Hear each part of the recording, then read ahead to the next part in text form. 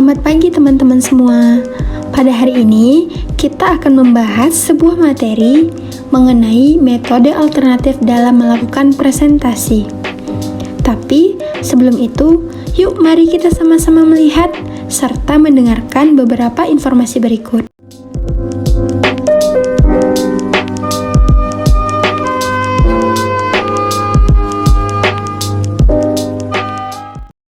Halo teman-teman, selamat pagi.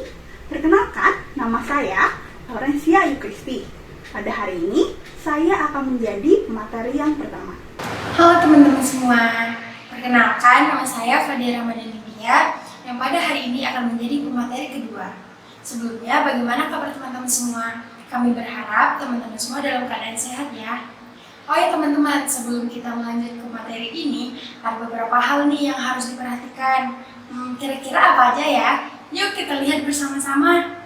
Nah, teman-teman, selama menonton video ini, terdapat beberapa hal yang harus diperhatikan. Yang pertama, teman-teman semua wajib menonton video ini sampai habis, sehingga teman-teman dapat memahami seluruh informasi yang akan kami sampaikan pada hari ini. Namun, jika teman-teman memiliki ketertarikan lebih terhadap beberapa informasi yang telah kami sampaikan, maka teman-teman semua boleh untuk mempause video ini baru melanjutkan kembali. Hal kedua yang harus diperhatikan adalah siapkan catatan, karena selama materi ini berlangsung akan banyak materi penting yang dapat teman-teman pelajari tentunya. Yang ketiga, teman-teman sangat diperbolehkan untuk minum ya. Jangan sampai teman-teman semua kurang minum. Yang keempat, di pertengahan pemaparan materi, kami akan memberikan waktu kepada teman-teman semua untuk merenggangkan badan selama kurang lebih 1 menit. Oleh karena itu, teman-teman semua bisa menggunakan waktunya dengan sebaik mungkin ya. Dan yang terakhir, teman-teman dapat menyiapkan pertanyaan dengan format kelompok _nama _NRP, baru utarakan pertanyaan teman-teman jika terdapat materi yang kurang jelas. Tanpa berlama-lama lagi, yuk mari kita masuk ke dalam materinya. Nah, seperti yang sudah sempat disinggung di awal, materi yang akan kita bahas hari ini adalah Finding Alternative Method to Presenting, atau dapat disebut menemukan metode alternatif dalam melakukan presentasi. Dalam materi ini, terdapat 8 metode alternatif untuk presentasi. Kira-kira apa aja ya? Yuk kita simak bersama. Nah, teman-teman, tahu gak sih sebenarnya presentasi itu merupakan salah satu metode pelatihan yang efektif. Namun, seringkali kita memiliki ketergantungan yang berlebihan pada presentasi, sehingga dapat menyebabkan kebosanan, kurangnya keterlibatan, hingga materi pembelajaran yang peserta dapatkan menjadi terbatas. Oleh karena itu, untuk menghindari hal tersebut, yuk kita sama-sama simak 8 metode alternatif dalam presentasi. Nah, metode yang pertama adalah demonstration. Demonstration merupakan salah satu metode presentasi yang langsung melibatkan peserta ke dalam sebuah tindakan atau aktivitas. Penting bagi mereka untuk mendengarkan, melihat, serta menyentuh materi yang relevan. Metode demonstrasi ini memiliki keuntungan. Keuntungannya adalah metode ini langsung mencontohkan dibandingkan harus menceritakannya. Contohnya, pada suatu sore, seorang trainer mengadakan pelatihan melalui modul permeabilitas keluarga. Pada pembahasan kali ini, trainer menjelaskan tentang bagaimana sebuah keluarga berhubungan dengan dunia luar. Trainer tersebut memulai pelatihan dengan menjelaskan bahwa tidak ada keluarga yang mandiri. Semua membutuhkan stimulasi dan dukungan dari orang lain.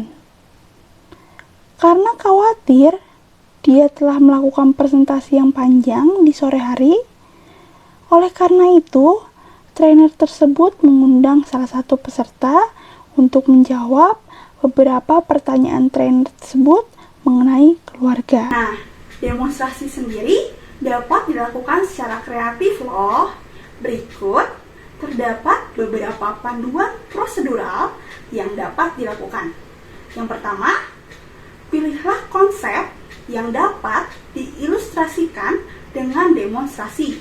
Yang kedua, gunakanlah salah satu metode ini. Minta peserta untuk maju dan minta mereka untuk dapat mensimulasikan konsep. Buatlah kartu yang dapat menyebutkan bagian dari konsep. Bagikan kartu kepada beberapa peserta. Tempatkanlah peserta sesuai dengan kartu mereka. Lakukanlah role play. Berikutnya, yang ketiga, kalian dapat mendiskusikan bersama-sama terkait demonstrasi yang sudah dilakukan tadi. Terakhir, buatlah poin pembelajaran yang dapat dipelajari dari hasil demonstrasi hari itu. Metode yang kedua adalah case study. Case study ini merupakan sebuah demonstrasi tertulis. Jadi, kalian sebagai trainer memberikan dan menjelaskan tentang situasi nyata atau fiktif, termasuk detail yang cukup untuk memungkinkan peserta dalam menganalisis masalah. Metode studi kasus ini memiliki keuntungan. Keuntungannya adalah informasinya abstrak, dapat dijadikan secara konkret. Contohnya, dalam kursus tentang manajemen stres, biasanya trainer menggunakan format presentasi untuk menyajikan 5 karakteristik perilaku yang berkontribusi terhadap stres, serta 5 cara untuk menguranginya.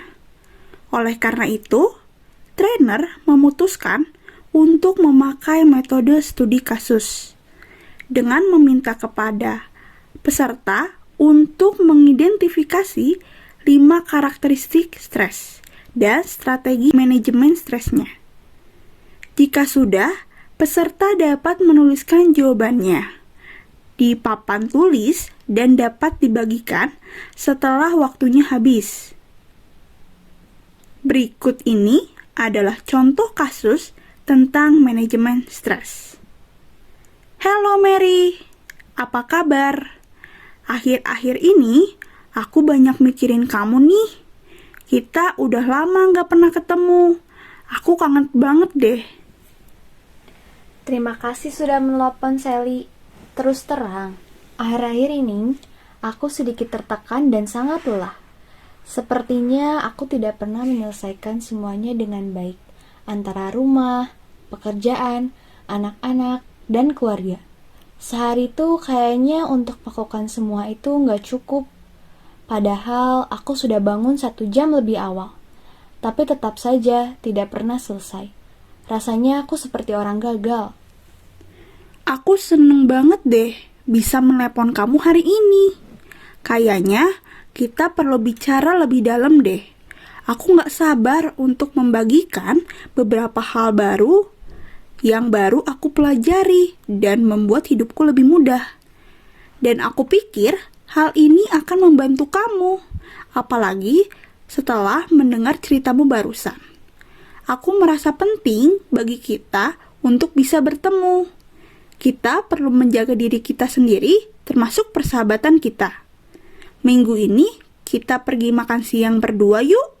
Setelah itu, aku bakal ajak kamu ke sebuah tempat yang khusus. Kita tuh layak untuk memanjakan diri kita sendiri. Itu adalah salah satu hal baru yang aku pelajari akhir-akhir ini. Membuat list mengenai semua hal yang menurutku menyenangkan dan setidaknya dalam sehari aku bisa melakukannya satu dari list itu.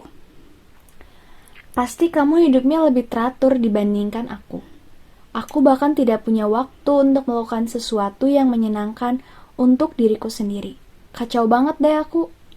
Mary, melakukan hal yang menyenangkan gak perlu banyak waktu kok. Kamu bisa melakukan yang sederhana seperti beli permen yang kamu sukai atau mandi busa setelah anak-anak tidur juga bisa kok. Sally, tidakkah kamu merasa bersalah melakukan hal itu? Enggak tuh. Jadi, kapan kita bisa makan siang bareng? Aku nggak tahu kapan aku bisa melakukannya. Jam 8 pagi, aku harus mengantar anak-anak pergi ke sekolah.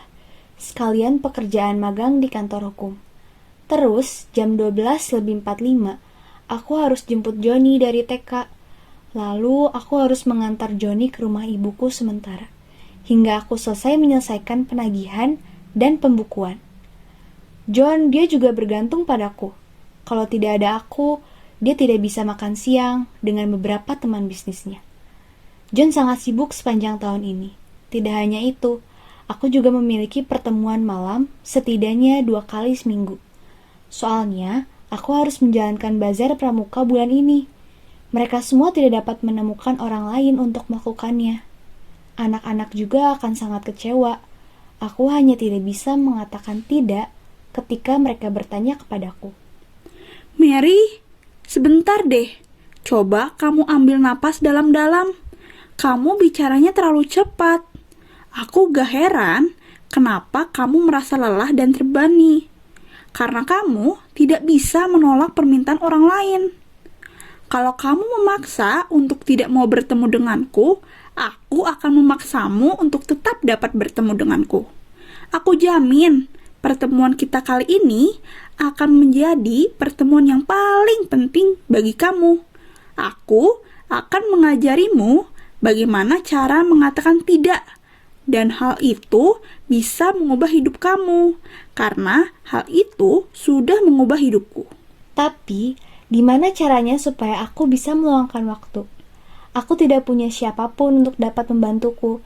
Semua orang sangat bergantung padaku. Itu nanti akan kita bicarakan juga. Untuk saat ini, aku punya saran agar kita tetap bisa bertemu. Kamu ikutin rencanaku ya. Pertama, apakah ibumu bisa mengemudi? Bisa, tapi aku tidak suka meminta bantuannya. Dia sibuk sama ayah. Aku sudah berusaha membantu dia semampu yang aku bisa. Mary, tolong dengarkan aku. Dicoba ya saran yang aku kasih. Apa ruginya coba? Pertama, bicarakan dengan John tentang rencana makan siang kita. Tanyakan padanya hari apa yang paling nyaman baginya untuk makan di kantor. Jika perlu, negosiasikan waktu lain untuk melakukan penagihan untuk hari kamu bertemu denganku. Kemudian, telepon ibumu dan tanyakan apakah dia bisa menjemput Joni di sekolah pada pukul 12.45 dan membawanya pulang bersamanya pada hari itu. Tentu saja, sudah pasti kamu harus membuat to-do list untuk semua hal yang akan kamu lakukan di hari itu. Lalu, jika terdapat aktivitas yang tidak dapat kamu titipkan kepada orang lain, maka kamu dapat jadwalkan ulang kegiatan tersebut, atau kamu bisa batalkan jika kamu belum tahu kapan waktu yang pas. Aku nggak tahu, Sal. Aku benci meminta orang lain untuk melakukan pekerjaanku. Mary, mengapa itu pekerjaanmu? Salah satu hal yang aku pelajari adalah aku dapat memberikan beberapa pekerjaanku kepada orang lain di tempat kerja maupun di rumahku. Aku tidak perlu melakukan semuanya sendirian. Awalnya memang tidak mudah sih, karena semua orang sudah terbiasa untuk bergantung padaku. Sehingga aku harus berlatih memberikan pekerjaanku yang tidak terlalu penting kepada orang lain. Selain itu, aku juga harus berlatih untuk mengatakan tidak. Bagian yang sulit itu mencari tahu apa yang penting dan apa yang tidak penting bagiku. Apakah semua hal itu perlu dilakukan? Apa artinya menjadi seorang ibu? Apa artinya menjadi seorang istri? Aku sudah mulai mendefinisikan ulang semuanya dan itu bekerja dengan sangat baik. Aku akan memberitahu dengan tepat bagaimana melakukannya saat kita bertemu untuk makan siang nanti. Aku juga akan meneleponmu besok pagi untuk menetapkan tanggal yang pasti. Sudah tidak sabar deh untuk berjumpa denganmu. Dadah! Karena menemukan studi kasus bukanlah sesuatu yang mudah, oleh karena itu kalian juga bisa untuk membuat studi kasus sendiri sesuai dengan program pelatihan. Yang pertama, kalian bisa identifikasi masalah atau konsep yang mau kalian ajarkan. Yang kedua, diskusikanlah situasi yang menggambarkan konsep atau prinsip. Lalu, pilihlah sebuah situasi yang paling menjanjikan dan kembangkanlah ceritanya. Yang ketiga, tulis naskah dan mintalah orang lain untuk membacanya. Lalu, mintalah mereka untuk memberikan feedback pada tulisan kita. Dan yang terakhir, tuliskanlah kembali naskah dan kembangkan pertanyaan diskusi. Tidak hanya itu, kalian juga dapat kembangkan studi kasusnya ke dalam 4 macam konflik. Yang pertama, itu ada kasus gateway. Kasus ini berisi masalah dan tantangan yang selalu muncul dalam program pelatihan. Yang kedua adalah kasus tantangan. Kasus ini berisi berbagai macam masalah dan tantangan yang menciptakan persaingan antara 2 tim atau lebih. Yang ketiga adalah manajemen kerja. Kasus ini adalah mencari cara untuk menyelesaikan tugas yang berhubungan dengan pekerjaan. Dan yang terakhir, yang keempat, adalah kasus role play. Kasus ini di mana dapat melibatkan peserta sebagai karakter dalam situasi yang harus ditangani. Tidak hanya kita yang bisa menulis kasus sendiri loh, namun kita juga dapat meminta kepada para peserta untuk menulis kasus mereka sendiri. Berikut terdapat beberapa prosedur yang dapat dilakukan. Yang pertama, bagilah mereka menjadi pasangan. Mintalah mereka untuk mengembangkan studi kasus yang dapat dianalisis oleh kelompok lain. Yang kedua, beritahulah mereka tujuannya, yaitu untuk mempelajari suatu topik dengan contoh yang konkret. Yang ketiga, berikanlah waktu yang cukup untuk dapat mengembangkan situasi atau contoh kasus. Jika sudah, kalian dapat meminta mereka untuk mempresentasikannya. Metode yang ketiga adalah guide teaching. Dalam metode ini, trainer dapat mengajukan serangkaian pertanyaan kepada peserta untuk memperoleh pengetahuan atau hipotesis kelompok. Keuntungan dari metode ini adalah mendorong self-discovery peserta. Contohnya, dalam sebuah kasus keterampilan dasar, trainer ingin memperluas pikiran peserta tentang motivasi dan menampilkan sebuah pertanyaan, yaitu mengapa seorang karyawan ingin berhenti? Dari pertanyaan tersebut, terdapat beberapa tanggapan yang diberikan, seperti gaji tidak cukup, kesempatan terbatas, konflik dengan atasan, ingin perubahan karir, dan yang lainnya. Peserta kemudian diminta untuk mengkategorikan jawaban mereka. Setelah itu, trainer membimbing peserta untuk mengidentifikasi masalah tersebut ke dalam 3 kategori. Yang pertama adalah faktor karyawan, yaitu perubahan karir. Yang kedua, faktor manajemen, yaitu konflik. Dan yang ketiga adalah faktor organisasi, yaitu sistem penghargaan dan budaya. Yang berikutnya, terdapat pedoman dalam melakukan quiet teaching. Yang pertama, ajukan pertanyaan atau serangkaian pertanyaan yang dapat merangsang pemikiran peserta. Yang kedua, berikanlah peserta waktu untuk berpasangan supaya mereka dapat mempertimbangkan pendapat mereka. Yang ketiga, catatlah ide peserta dan urutkanlah pendapat mereka ke dalam daftar yang terpisah sesuai dengan kategori yang berbeda. Yang keempat, sajikanlah poin pembelajaran utama yang ingin kamu ajarkan dan mintalah kepada peserta untuk mencari tahu bagaimana tanggapan mereka sesuai dengan poin-poin tersebut. Metode yang keempat adalah group inquiry. Dalam metode ini, trainer bisa meminta kepada peserta untuk menyusun pertanyaan mereka sendiri untuk menambahkan pengetahuan mereka tentang suatu topik. Keuntungannya adalah trainer bisa menyesuaikan materi pengajarannya sesuai dengan kebutuhan peserta.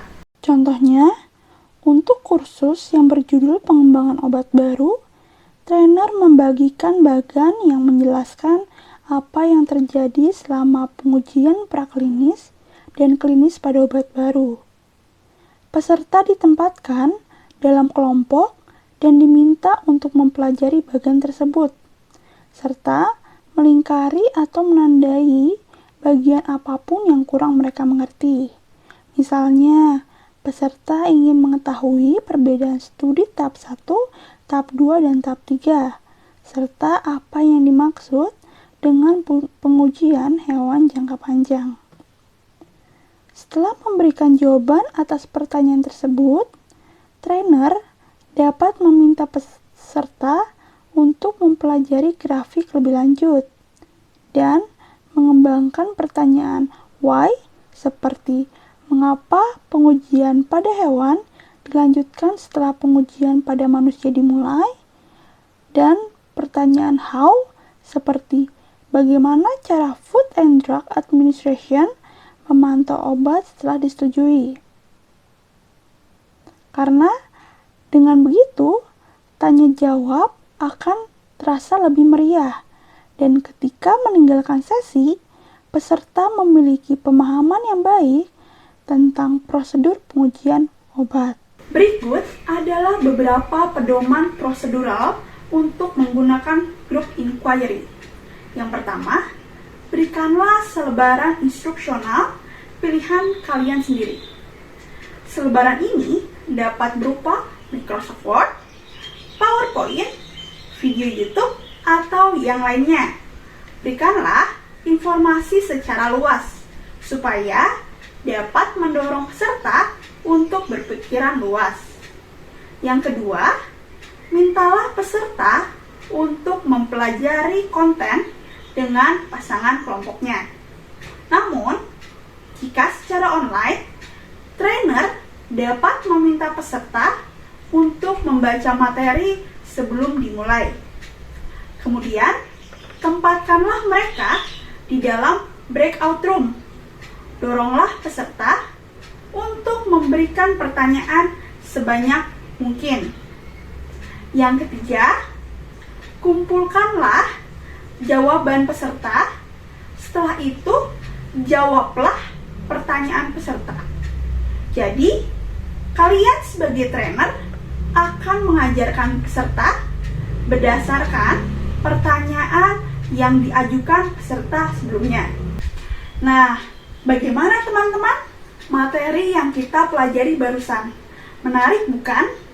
Nah, sekarang kita akan masuk ke sesi yang kedua yang akan dibawakan oleh teman saya. Namun, sebelum itu, yuk mari kita melakukan stretching terlebih dahulu supaya menghilangkan rasa lelah teman-teman semua. Stretching time. Kami mengizinkan kepada seluruh teman-teman untuk beristirahat selama kurang lebih 1 menit. Dalam waktu istirahat ini, teman-teman dapat minum terlebih dahulu, atau mungkin ada yang mau ke toilet, atau meregangkan badannya. Setelah 1 menit berakhir, teman-teman akan masuk ke sesi yang kedua. Oleh karena itu, teman-teman dapat memanfaatkan sebaik mungkin waktu yang telah kami berikan.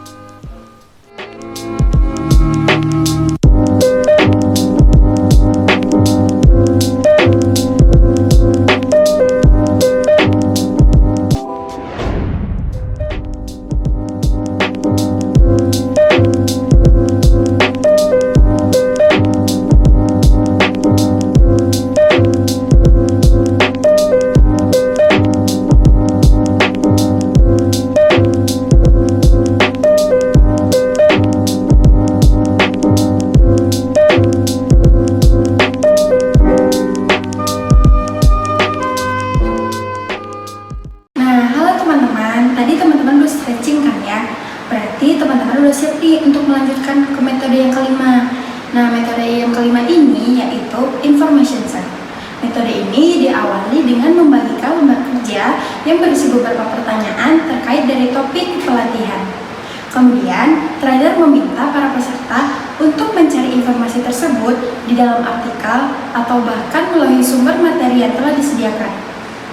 Dalam beberapa kasus, trainer dapat mengembangkan lembar kerja secara khusus sesuai dengan kebutuhan pelatihan. Pelatihan ini dapat dilakukan secara individu atau bahkan dalam kelompok. Pelatihan ini mempunyai keuntungan yaitu trainer dapat secara langsung untuk menggunakan team competition sehingga para peserta dapat berpartisipasi secara penuh di dalam pelatihan. Contohnya, pada program training untuk karyawan baru. Seorang trainer dapat meminta karyawan tersebut untuk mengumpulkan informasi tentang organisasi atau perusahaannya. Kemudian, trainer membagi peserta ke beberapa kelompok kecil dan membagikannya beberapa literatur perusahaan kepada setiap anggota.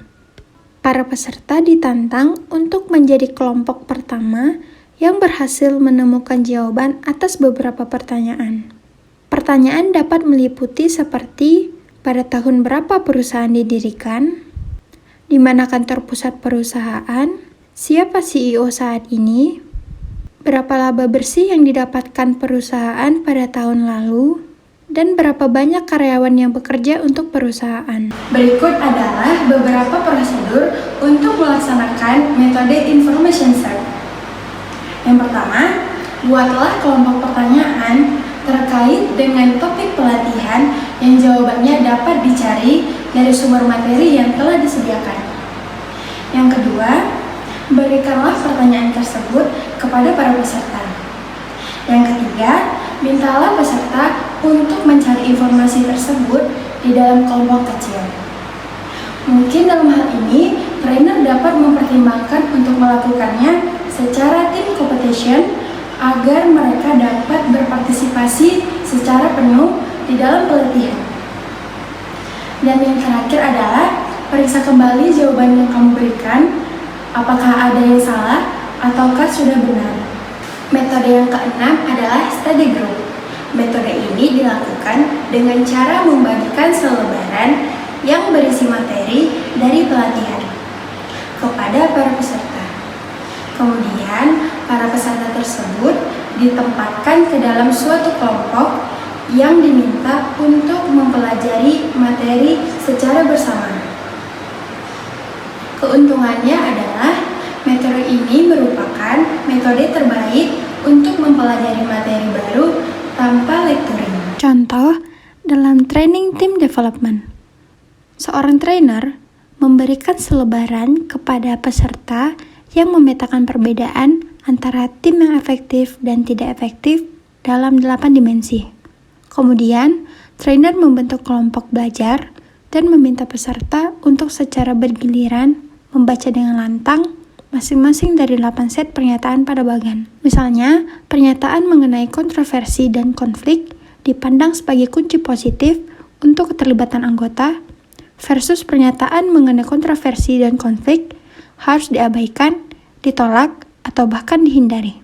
Setelah membaca pernyataan tersebut, setiap pembaca diminta untuk mengajukan beberapa pertanyaan kepada anggota kelompok lainnya, seperti bagaimana Anda menafsirkan pernyataan tersebut? Bisakah Anda memberikan contoh dari pengalaman yang terkait dengan pernyataan? Apakah Anda setuju dengan pernyataan itu? Dan setelah semuanya selesai, kemudian seluruh kelompok dikumpulkan kembali, dan seluruh peserta diminta untuk mendiskusikan bagan tersebut secara keseluruhan. Berikut adalah prosedur untuk melakukan metode study group. Yang pertama, berikanlah selebaran kepada para peserta yang berisi materi dari pelatihan. Kemudian, minta mereka untuk membacanya dalam artikel. Yang kedua, buatlah subkelompok dan berikan mereka waktu yang tenang supaya mereka dapat mempelajari materi secara mandiri. Ketiga, berikanlah instruksi yang jelas untuk menjadi pedoman para peserta untuk mempelajari dan menjelaskan materi. Yang keempat, berikanlah peran kepada setiap anggota kelompok, misalnya seperti menjadi fasilitator, mencatat waktu, perekam, atau bahkan menjadi juru bicara. Dan yang terakhir, kelima, adalah kumpulkan kembali seluruh kelompok untuk kemudian melakukan review materi secara bersama. Metode yang ketujuh yaitu Jigsaw Learning, di mana pada metode ini trainer akan membagikan informasi atau materi yang berbeda-beda pada setiap kelompok pelatihan. Kemudian mereka akan membentuk kelompok belajar yang baru yang terdiri dari masing-masing perwakilan kelompok yang harus sudah dibentuk tadi. Setiap peserta akan mempelajari materi yang jika digabungkan akan membentuk sebuah pengetahuan atau keterampilan yang koheren. Nah, contoh dalam training online mengenai pencegahan pelecehan seksual. Seorang trainer membagi peserta menjadi 6 kelompok belajar dan mengirim materi yang berbeda-beda melalui email untuk setiap kelompoknya. Materi yang dikirimkan merupakan salah satu dari 6 faktor hukum yang membantu mereka untuk memutuskan apa yang termasuk dan tidak termasuk ke dalam pelecehan seksual. Materi yang diberikannya tersebut terdiri dari, yang pertama itu adalah quid pro quo nourishment. Yang kedua, unwelcome behavior. Yang ketiga, isolate occurrence. Yang keempat, hostile environment. Yang kelima, prior romantic involvement. Dan yang keenam, ordinary reasonable person. Setiap kelompok kemudian diminta untuk mempelajari materi dan mengadakan sebuah conference call sebelum training online. Selama sesi online, kelompok Jigsaw diberi breakout room dan diberi 6 pertanyaan berikut untuk didiskusikan. Yang pertama, jika seorang wanita mentolerir permintaan kencan berulang kali oleh atasannya, apakah dia masih memiliki alasan untuk mengklaim tindakan tersebut termasuk ke dalam pelecehan seksual? Yang kedua, apakah harus ada rangkaian insiden yang berulang untuk mengklaim pelecehan seksual? Yang ketiga, apakah ada fakta bahwa korban tidak mengalami penderitaan mental dapat mempengaruhi klaimnya? Yang keempat, standar siapa yang dapat menemukan seberapa menyinggung suatu tindakan pria ataupun wanita? Yang kelima, apa pelanggaran hukum yang paling jelas? Dan yang keenam adalah, dapatkah Anda menyatakan bahwa seseorang yang Anda kencani sebelumnya melakukan pelecehan seksual terhadap Anda? Selanjutnya, trainer akan memberitahukan bahwa semua informasi yang diperlukan untuk menjawab beberapa pertanyaan tadi telah didapatkan oleh seseorang dalam kelompok Jigsaw Learning. Kemudian, para peserta akan dibuatkan sebuah kelompok yang baru, di mana kelompoknya terdiri dari masing-masing perwakilan kelompok awal tadi. Setelah itu, para peserta akan diinstruksikan untuk membagikan materi yang sudah dipelajarinya kepada yang lain, agar dapat menjawab ke-6 pertanyaan tersebut. Berikut adalah pedoman prosedural untuk melakukan jigsaw learning. Yang pertama, pilihlah metode pelajaran yang dapat disegmentasi menjadi beberapa bagian. Yang kedua, berikanlah tugas atau materi yang berbeda-beda pada setiap kelompoknya. Yang ketiga, buatlah kelompok baru yang terdiri dari masing-masing perwakilan kelompok yang sudah dibentuk tadi. Yang keempat, mintalah setiap anggota kelompok jigsaw untuk saling berbagi materi yang sudah dipelajari pada kelompok sebelumnya. Dan yang terakhir adalah kumpulkan kembali seluruh kelompok untuk kemudian melakukan review materi dan menjawab pertanyaan yang tersisa untuk memastikan pemahaman yang akurat. Metode yang terakhir atau metode yang ke-8 adalah learning tournament. Metode ini merupakan penggabungan dari study group dan juga team competition. Apabila trainer ingin menggunakan metode ini, maka mereka perlu untuk membagikan materi pelatihannya terlebih dahulu kepada para peserta. Kemudian meminta para peserta tersebut untuk membaca dan mempelajarinya. Setelah itu, bentuklah kelompok kecil untuk mengulasi informasi dan juga menguji pengetahuan yang telah didapatkan oleh satu sama lain. Setelah itu, trainer dapat mengadakan sebuah kuis terkait dengan materi yang sudah dipelajari tadi. Jangan lupa untuk menerangkan review dan menjelaskan setiap jawaban yang benar dari setiap pertanyaan. Setelah itu, jangan lupa juga untuk menjelaskan kepada para peserta bagaimana cara mereka dapat menilai hasilnya dan bagaimana cara mereka dapat mencari rata-rata skor dari tim.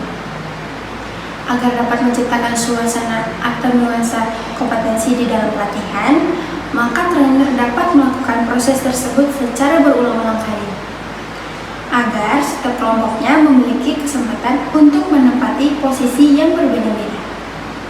Keuntungannya adalah metodenya dapat digunakan dalam pelatihan berbagi fakta atau konsep, terutama jika informasi yang akan disampaikan dari pelatihannya cukup membosankan.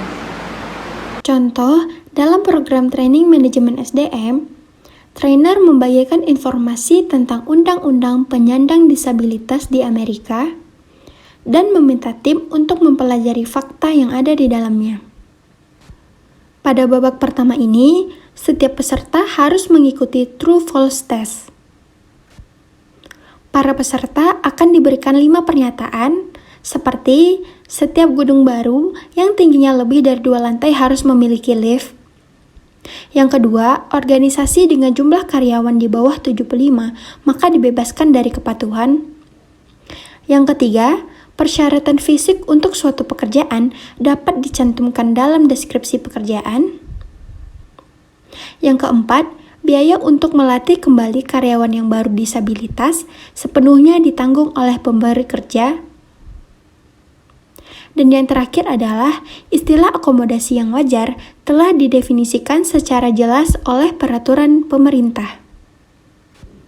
Setelah jawaban diperiksa oleh trainer, kemudian peserta menjumlahkan skor individu untuk digabungkan menjadi skor tim. Dan itu tandanya bahwa putaran 1 sekarang telah berakhir. Setelah itu, setiap tim diminta untuk mempelajari informasi lebih lanjut untuk mempersiapkan putaran kedua pada learning turnamen. Berikut adalah beberapa pedoman prosedural untuk melakukan learning turnamen. Yang pertama, bagilah para peserta pelatihan ke dalam beberapa kelompok yang terdiri dari 2-8 orang. Pastikan setiap kelompoknya memiliki jumlah anggota yang sama. Yang kedua, berilah bahan materi kepada mereka untuk dipelajari secara bersama-sama. Yang ketiga, ajukanlah pertanyaan yang mampu menguji pemahaman dan daya ingat mereka terhadap materi tersebut. Jangan lupa untuk menggunakan format pertanyaan yang mampu mempermudah kasus penilaiannya. Mungkin dapat diajukan dalam format pilihan ganda, isian kosong, atau true-false test. Dan yang ketiga adalah ajukan beberapa pertanyaan terlebih dahulu dan anggap hal tersebut merupakan babak pertama dari learning turnamen. Setelah semuanya selesai mengerjakan kuis, jangan lupa untuk menjumlahkan skor setiap tim. Setelah itu bisa dilanjutkan ke babak berikutnya. Akan tetapi sebelum melanjutkan ke babak berikutnya, jangan lupa untuk memberikan waktu kepada peserta untuk belajar terlebih dahulu lagi. Secara opsional, para trainer dapat menggunakan aplikasi layanan online seperti Sporkle, Quizlet, ataupun yang lainnya. Nah, gimana teman-teman setelah mendengar materi sesi kedua tadi? Menarik bukan? Sekarang saya akan mengajak teman-teman semua untuk mereview ke-8 metode yang dapat dilakukan sebagai alternatif dalam presentasi. Yang pertama ada demonstrasi, yang kedua ada case study, yang ketiga ada guided teaching, yang keempat ada group inquiry, yang kelima ada information search, yang keenam ada study group, yang ketujuh ada jigsaw learning, dan yang terakhir yang kedelapan adalah learning turnamen. Perlu diperhatikan ya teman-teman, ketika teman-teman menentukan metode alternatif yang akan teman-teman pakai, teman-teman semua juga harus mempertimbangkan beberapa hal seperti apa kebutuhan dari pelatihannya, apa jenis dari materinya, dan siapa target peserta yang akan mendengarkan training teman-teman. Dengan berakhirnya sesi 2 ini, maka dengan ini training kita sudah selesai. Semoga semua hal yang